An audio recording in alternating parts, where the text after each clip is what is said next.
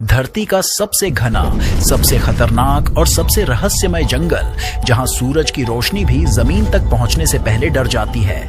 और इसी जंगल को पैदल पार करने का सपना देख लिया एक इंसान ने। इनका नाम है E.D. स्टैफर्ड और इन्होंने वो कर दिखाया जो आज से पहले किसी भी इंसान ने नहीं किया। लगभग 55 लाख स्क्वायर किलोमीटर में फैला अमेज़न जंगल, जहरीले सांप, आदमखोर कीड़े, भूख, बीमारी, बाढ़ और वो रास्ते जहां रास्ता नाम की कोई चीज ही नहीं थी। बिना किसी हेलीकॉप्टर, बिना किसी टीम सपोर्ट और बिना आधुनिक सुविधाओं के E.D. स्टैफर्ड ने इस पूरे जंगल को पैदल पार करने की ठान ली। लेकिन जरा रुकिए, क्या यह सफर इतना आसान था? बिल्कुल नहीं, क्योंकि दुनिया के सबसे बड़े जंगल को पार करने में E.D. स्टैफर्ड को लगे पूरे 860 दिन, यानी 2 साल, 4 महीने और 8 दिन। लेकिन इन 860 दिनों में इनके साथ जो हुआ वो किसी डरावने सपने से कम नहीं था। कभी जहरीले मेढक, कभी खून चूसने वाले कीड़े, कभी ऐसी जनजातियां जिनसे दुनिया आज भी डरती है। ऐसे जीव जिनका अस्तित्व अगर किसी और जंगल में होता तो शायद रोज सैकड़ों हादसे सुर्खियों में होते। लेकिन इनके सफर में अमेज़न जंगल का वो राज खोला जो आज से पहले ना किसी ने सुना था और ना किसी ने देखा था। इस वीडियो में हम जानेंगे कि अमेज़न जंगल आखिर इतना खतरनाक कैसे बना, क्यों यहाँ के जीव दुनिया के बाकी जंगलों से अलग और ज्यादा जानलेवा हैं, और जब E.D. स्टैफर्ड इस जंगल से बाहर निकले तो उन्होंने इंसानियत को कौन सी चौंकाने वाली सच्चाई बताई। वीडियो के अंत तक बने रहिए, क्योंकि ये कहानी सिर्फ एक इंसान के सफर की नहीं बल्कि जिद और ताकत की है। E.D. स्टैफर्ड एक एक्सप्लोरर थे जो ब्रिटिश आर्मी में काम कर चुके थे और जंगलों में सर्वाइवल ट्रेनिंग भी ले चुके थे। लेकिन एक दिन उनके दिमाग में एक ऐसा ख्याल आया जो आज तक किसी ने सोचा भी नहीं था। उसने सोचा, अमेज़न दुनिया का सबसे बड़ा जंगल है, लेकिन क्या कोई इंसान इसे पूरा पैदल पार कर सकता है? क्योंकि आज तक लोग अमेज़न को नाव या हेलीकॉप्टर से छोटे छोटे हिस्सों को पार करते थे, लेकिन शुरुआत से अंत तक कोई भी पार नहीं करता था। उसने सोचा कि आखिर है तो ये जंगल ही क्यों ना इसे पैदल ही पार किया जाए। और यहीं से उस सफर की शुरुआत हुई। साल था 2008। E.D. पेरू की पहाड़ियों में पहुंचते हैं, क्योंकि अमेज़न नदी का जन्म यहीं से होता है। उनका लक्ष्य साफ था, अमेज़न नदी के साथ साथ चलते हुए जंगल के अंदर से रास्ता बनाते हुए ब्राजील के अटलांटिक महासागर तक पहुंचना। शुरुआत में वो अकेले नहीं थे, उनके साथ 2 लोग और थे, कैमरामैन और एक लोकल गाइड। लेकिन अमेज़न ने बहुत जल्दी बता दिया, यह जंगल जिस इंसान को चुनता है वही आगे जा सकता है। इस जंगल के हर कदम पर माचेती से झाड़ियां काटनी पड़ती थी। दिन भर चलने के बाद भी ये लोग मुश्किल से 1 से 2 किलोमीटर ही आगे बढ़ पाते थे। इस जंगल के घने होने के कारण सूरज की रोशनी जमीन तक पहुंचती ही नहीं थी, जिसके कारण हर तरफ नमी होने के कारण कीड़े, सांप और जानलेवा मच्छर इनका पीछा करते थे। कुछ ही दिनों में कैमरामैन और लोकल गाइड बीमार पड़ जाता है और वो एक एक करके लौट आते हैं। अब E.D. पूरी तरह अकेले थे। अकेले होने का मतलब था, अगर बुखार आया तो मर सकते थे। हालांकि उनके पास एक सैटेलाइट फोन और एक GPS ट्रैकिंग डिवाइस था जिसे वो इमरजेंसी में इस्तेमाल कर सकते थे। सैटेलाइट फोन होने के बावजूद सबसे बड़ी समस्या थी उसके चार्जिंग की, क्योंकि अमेज़न जंगल में बिजली के बारे में सोचना ही बेकार है। इनके पास एक सोलर प्लेट था जिससे ये सैटेलाइट फोन को चार्ज करते थे, लेकिन इस जंगल में धूप महीनों तक चलने के बाद कहीं कहीं दिखाई देती थी। हालांकि सच तो ये था कि अगर इनके साथ कोई हादसा हो जाता तो उठाने वाला कोई नहीं था। अगर ये नदी में बह जाते तो बचाने वाला कोई नहीं था।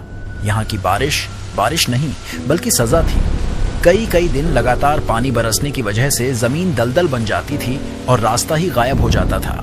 कई बार उन्हें अपने बैग को रस्सी से बांधकर तेज बहती नदी तैरकर पार करनी पड़ती थी, जहां पिरान्हा, मगरमच्छ और एनाकोंडा रहते थे। भूख, बीमारी, दर्द और खाना हमेशा समस्या रहा।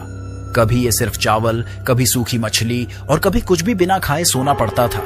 पैरों में फोड़े हो गए थे, चमड़ी गलने लगी थी, झोंकें खून चूसती रहती थी। एक बार इनके शरीर का संक्रमण इतना बढ़ गया कि चलना नामुमकिन लगने लगा। लेकिन E.D. जानता था, रुकना मतलब मरना। इनके लिए यहाँ की जनजातियां सबसे बड़ा डर का कारण थी। कई बार उनका सामना अलग थलग जनजातियों से हुआ। कुछ ने मदद की, कुछ ने चुपचाप देखा और कुछ की आंखों में साफ चेतावनी थी, यहां से निकल जाओ। एक गलत इशारा, एक गलत कदम और कहानी वहीं खत्म। कई रातें उन्होंने इसी डर में काटी कि अगली सुबह देख पाएंगे या नहीं। जब सफर अपने सबसे कठिन हिस्से में था तो ब्राजील के अंदर ईडी की मुलाकात गाडियल सांचेज रिवेरा नामक व्यक्ति से होती है। गाडियल अमेजन में पला बढ़ा था। उसे जंगल के नियम आते थे।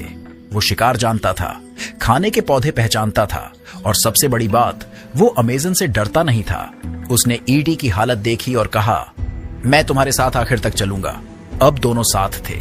जब ईडी टूटता, गडियल संभालता। जब रास्ता खतरनाक होता, गडियल आगे चलता। लेकिन तब तक ईडी का शरीर और दिमाग दोनों टूट चुके थे। सिर्फ एक चीज बची थी, जिद। 860 दिन बाद जब हरी दीवार टूटी, पहली बार खुला आसमान दिखा, पहली बार सड़क और अटलांटिक महासागर दिखा, तो ईडी को ये एक सपने जैसा लगा। ईडी स्टॉर्फर्ड अब अमेजन पार कर चुका था। वो बन गया दुनिया का पहला इंसान जिसने पूरे अमेजन जंगल और नदी को पैदल पार किया। चलिए अब देख लेते हैं कि इस जंगल की खासियत क्या है और ये इतना बड़ा बना कैसे।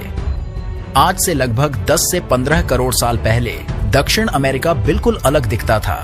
न अमेजन नदी थी, न घना जंगल, न ये हरियाली। यह इलाका ज्यादातर सूखा मैदान और दलदल था। लेकिन फिर धरती के अंदर कुछ बहुत बड़ा हुआ। धरती की टेक्टोनिक प्लेट्स टकराईं और एंडीज माउंटेन्स धीरे धीरे ऊपर उठने लगे। इन पहाड़ों ने 3 चमत्कार कर दिए। हवा का रास्ता बदल दिया, बादलों को रोक लिया और बारिश को जन्म दे दिया। अब बादल पहाड़ों से टकराकर लगातार बारिश करने लगे। पहाड़ों पर गिरा पानी नीचे की ओर बहने लगा। छोटी बनी धाराएं नदियों में बदली। पेरू में 2 बड़ी नदियां बनी, पहला मरान्योन रिवर और दूसरी उचायाली रिवर। जब ये दोनों नदियां नाउटा के पास मिली तो जन्म हुआ अमेज़न रिवर का। यानी अमेजन नदी एक नहीं, 2 विशाल नदियों की संतान है। आपको तो पता ही होगा कि समुद्र के पानी का जो भाप होता है वही बादल बनकर बरसता है। लेकिन अमेजन जंगल की कहानी में अलग ट्विस्ट है। जैसे जैसे जंगल बढ़ा, पेड़ों ने नमी को हवा में छोड़ा। हवा नम होती गई, बादल बनने लगे। इसे रेन रिसाइकलिंग कहते हैं। मतलब अमेजन जंगल खुद अपनी बारिश बनाता है। इसीलिए यहाँ साल भर नमी रहती है और जंगल मरता नहीं। इसके विशाल बनने के पीछे एक नहीं बल्कि 1100 से अधिक सहायक नदियों का योगदान है। इन नदियों का पानी और बारिश का पानी पेड़ों को मरने ही नहीं देता बल्कि उनकी संख्या को लगातार बढ़ाता रहता है। इसीलिए ये जंगल इतना विशाल है। यह जंगल दिखने में हरा भरा है, लेकिन असल में यह जिंदा शिकारी है। यहाँ खतरा छिपकर नहीं आता। यह हर पत्ते, हर पानी की बूंद और हर सांस में मौजूद होता है। अमेजन में दिन और रात का फर्क समझ में नहीं आता। पेड़ इतने घने हैं कि दोपहर में भी अंधेरा लगता है। नमी इतनी है कि कपड़े सूखते नहीं, घाव भरते नहीं और शरीर हमेशा कमजोर रहता है। यहाँ इंसान थकता नहीं बल्कि धीरे धीरे गलता है। अमेजन की जमीन पर कदम रखते ही आप सांपों की दुनिया में आ जाते हैं। यहाँ ऐसे सांप हैं जिनका जहर कुछ मिनटों में दिल बंद कर देता है। कुछ ऐसे हैं जो काटते भी नहीं, बस चुपचाप लिपटते हैं और तब तक दबाते हैं जब तक सांस बंद न हो जाए। घास में कदम रखा और अगर आवाज नहीं आई तो समझिए चेतावनी नहीं मिलेगी। अक्सर हमारे और आपके घरों में पाए जाने वाले मेढक भद्दे और बिना जहर वाले होते हैं, लेकिन सावधान अमेजन में सबसे खतरनाक चीजें अक्सर सबसे सुंदर दिखती हैं। चमकीले रंग के मेंढक आपको इतना आकर्षित कर सकते हैं कि इन्हें छुए बगैर आप रह ही नहीं सकते, लेकिन इन्हें छूना मौत का न्योता जैसा है। इनके शरीर पर इतना जहर होता है कि एक छोटा सा स्पर्श कई इंसानों को मार सकता है। अमेजन में एक चींटी है, बुलेट एंट। इसके काटने पर लोग कहते हैं जैसे किसी ने गोली मार दी हो, लेकिन सच इससे भी बदतर है। इसका जहर इतना दर्दनाक होता है कि कई लोग दर्द से रोने नहीं, चिल्लाने लगते हैं। दर्द मिनटों का नहीं बल्कि कई घंटों तक रहता है और कुछ मामलों में पूरा दिन भी।